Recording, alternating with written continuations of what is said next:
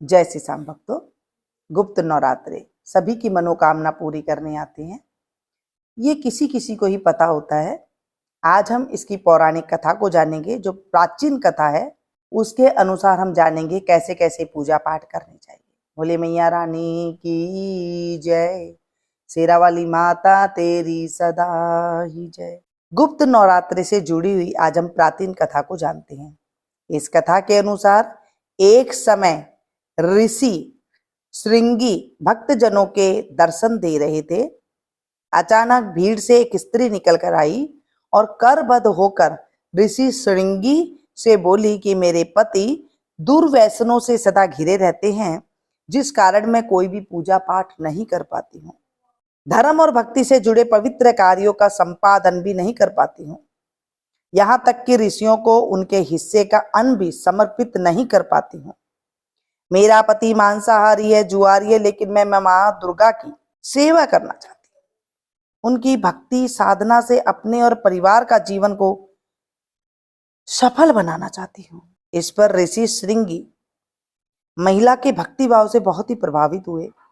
ऋषि ने उस स्त्री को आदर पूर्वक उपाय बताते हुए कहा कि वास्तविक और शारदीय नवरात्रों से तो आम जनमानस परिचित है, लेकिन इसके अतिरिक्त 2 नवरात्र और भी होते हैं जिन्हें गुप्त नवरात्रि कहा जाता है।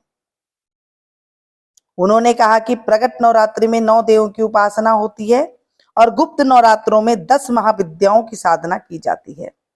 इन नवरात्रों की प्रमुख देवी स्वरूप का नाम सर्वेश्वरकारिणी देवी है। यदि इस गुप्त नवरात्रि में कोई भी भक्त माता दुर्गा की पूजा साधना करता है तो मां उसके जीवन को सफल कर देती है। ऋषि श्रृंगी ने आगे कहा कि लोभी, कामी, व्यसनी, मांसाहारी अथवा पूजा पाठ न करने सकने वाला भी यदि गुप्त नवरात्रि में माता की पूजा करता है तो उसे जीवन में कुछ और करने की आवश्यकता ही नहीं रहती है।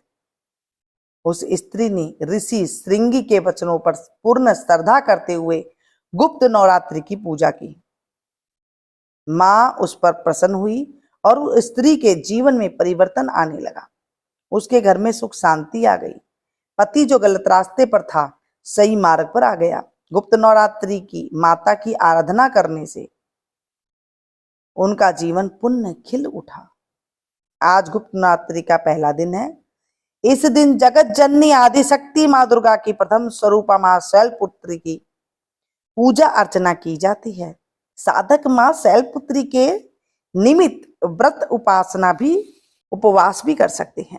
सनातन पंचांग के अनुसार हर वर्ष आषाढ़ महीने के शुक्ल पक्ष के प्रतिपदा से लेकर नवमी तिथि तक गुप्त नवरात्रि मनाई जाती है। इस प्रकार 2023 में 19 जून से लेकर के 28 जून तक आषाढ़ गुप्त नवरात्रि है। आज गुप्त नवरात्रि का पहला दिन है। इस दिन जगत जननी आदि शक्ति मां दुर्गा की प्रथमा स्वरूप मां शैलपुत्री की पूजा अर्चना की जाती है।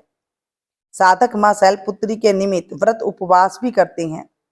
धार्मिक मान्यता है कि मां शैलपुत्री की विधि पूर्वक पूजा करने से व्रती को सुख और सौभाग्य की प्राप्ति होती है। आइए मां शैलपुत्री की उत्पत्ति की कथा जानते हैं। सनातन शास्त्रों में निहित है कि कालांतर के प्रजापति दक्ष ने जगत जननी आदि शक्ति मां दुर्गा की कठिन तपस्या की। प्रजापति दक्ष की कठिन भक्ति से प्रसन्न होकर मां दुर्गा प्रकट होकर बोली, मैं तुम्हारी भक्ति से प्रसन्न हूं, मांगो तुम्हें क्या चाहिए। उस समय प्रजापति दक्ष ने मां को पुत्री के रूप में प्राप्त करने का वरदान मांगा। मां दुर्गा यह कहकर अंतर्ध्यान हो गई कि जल्द सती के रूप में तुम्हारे घर में जन्म लूंगी। कालांतर में प्रजापति दक्ष घर मां सती का जन्म हुआ। हालांकि मानवीय रूप से मां सब कुछ भूल गई। एक रात स्वप्न में भगवान शिव आए और उन्हें स्मरण दिलाया। अगले दिन से मां सती भगवान शिव जी की पूजा उपासना करने लगी। इसी समय प्रजापति दक्ष ने उनके विवाह हेतु वर ढूंढने लगे, लेकिन मां सती शिव जी को अपना पति मान चुकी थी। अतः उन्होंने पिता के प्रस्ताव को ठुकरा दिया। उस समय मां सती की शादी भगवान शिव से हुई। हालांकि उनके पिता प्रसन्न नहीं थे, अतः भगवान शिव और प्रजापति दक्ष के मध्य वैचारिक द्वंद्व बना रहा। एक बार प्रजापति दक्ष ने महायज्ञ का आयोजन किया। इसमें मां सती को नहीं बुलाया गया। यह जान मां सती व्याकुल हो उठी। मां सती जाने की जिद करने लगी। भगवान शिव मां सती की अनुरोध को ठुकरा नहीं सके।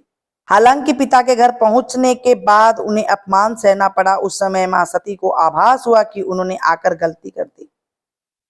उस समय उन्होंने यज्ञ वेदी में अपने आहुति दे दी। कालांतर में मां सती शैलराज हिमालय के घर जन्म लेती है, अतः मां शैलपुत्री कहलाती है। बोले मैया रानी की जय। शेरावाली माता तेरी सदा ही जय। 80 4 84 शेरावाली माता तेरी सदा ही जय।